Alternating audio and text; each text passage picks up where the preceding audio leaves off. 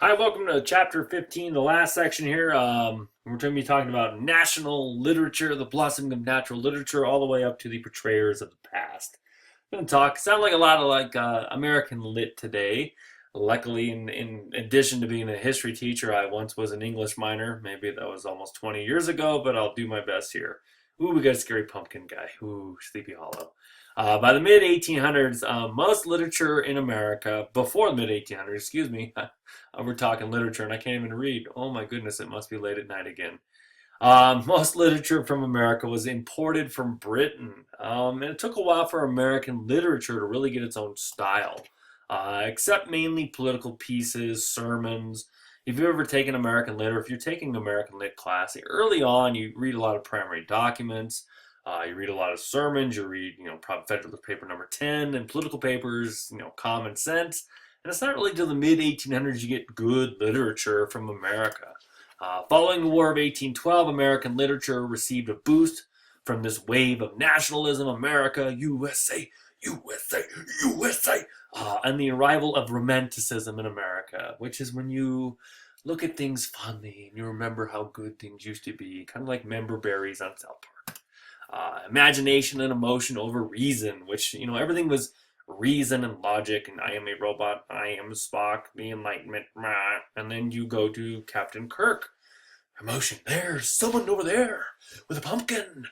And then after that, you get real Dr. Bones from Star Trek. Dang it, Jim, I'm a doctor, not a writer. See, Star Trek. Not as good as Star Wars, but you can use it for good analogies. Washington Irving, probably the first American to win international recognition as a literary figure, wrote some very timeless classics, Sleepy Hollow, Rip Van Winkle, to name a couple. Those are very, very popular. They captured the imagination of Americans, and they were popular worldwide. James Fenimore Cooper was the first American novelist to gain world fame. His most famous work was The Last of the Mohicans, which you're like, dude, I heard there's a movie of that or something, man. Read the book sometimes, or actually read the book every time. It's really good, and then the movie's, meh. Sometimes the movie's better, not often. The Godfather's an example of that. So The Last of the Mohicans. Some other ones, you have transcendentalist. This movement came about in the 1830s. They believe that truth transcends the senses, that knowledge comes from within the person, and the way to get knowledge and truth and be closer to God is to go to nature. And when you're out in nature, you hug a tree and you're inspired by the birds and the clouds and the sun, and oh, it's beautiful. To sound like I'm German. And then there you reach what God is, because it transcends. It goes beyond the senses. That's what transcends means. It goes beyond. It's meta. That's kind of a modern hipster term. Every person has an inner light that God can put them in touch with God or the oversoul. That there's basically living good things in everything, and we all have an inner light. It's very similar to the Quakers. You're all special.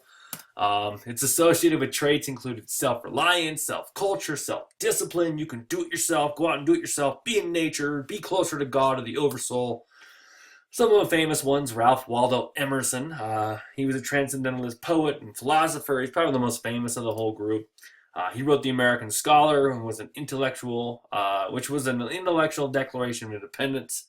Kind of like saying, you know what, Americans, let's think for ourselves. Let's quit copying Europeans. He urged American writers to forget European traditions, to write about American interests. There's America, we're going to write about fireworks and barbecue and chili and blowing stuff up and racing fast, all the good stuff. Yep, fishing too.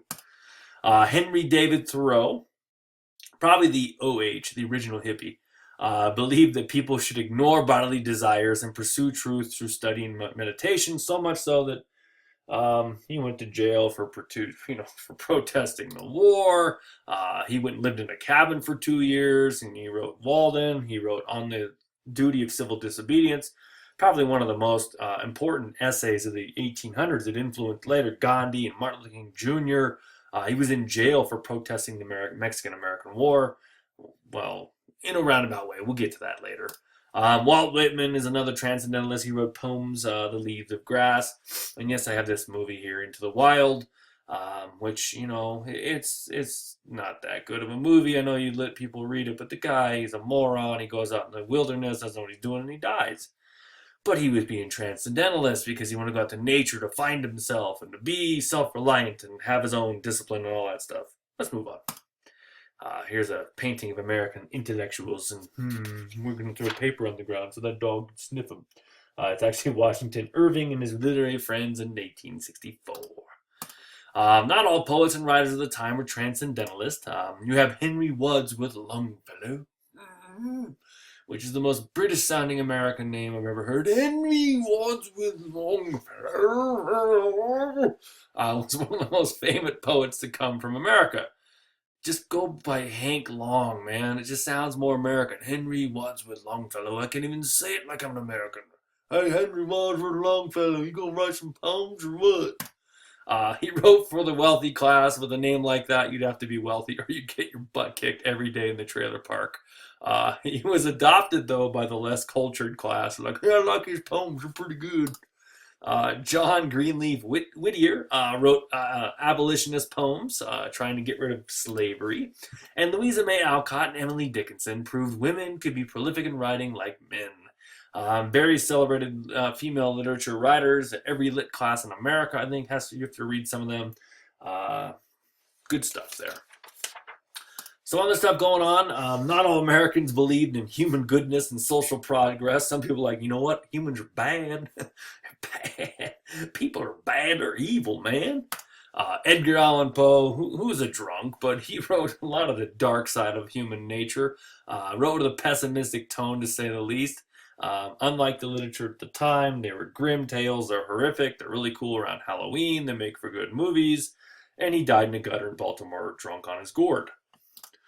He mastered the gothic horror type. Yeah, wore black eyeliner and drank a lot of coffee and smoked cigarettes, right? That's goth. I'm just kidding.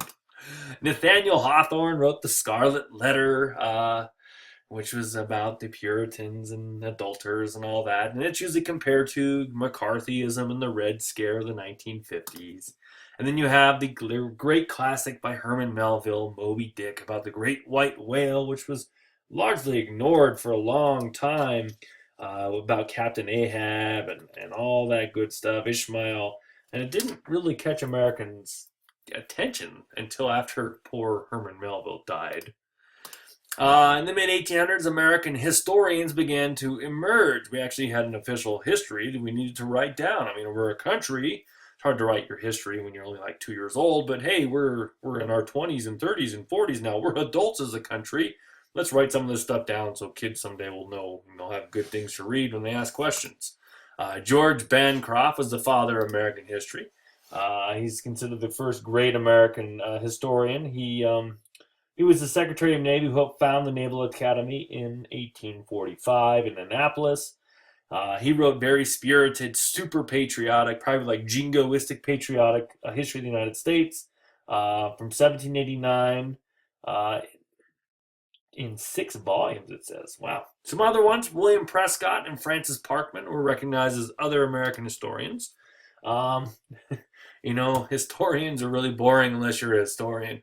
And studying the history of historians and their backgrounds and what their perspective and their bias, that's called historiography. If that interests you, you're ready for graduate school. If not, you're probably not going to hear that again. But here's a little timeline here of what's going on. Lots of things going on. All of our culture is set. Our reform is set. It's now time to get the Civil War going. Let's lead up to it. That's what the next chapters are going to. Here's some questions we're going to practice. If you have any questions or comments, let me know. Put them in the comments, and I hope you enjoyed this. Take care.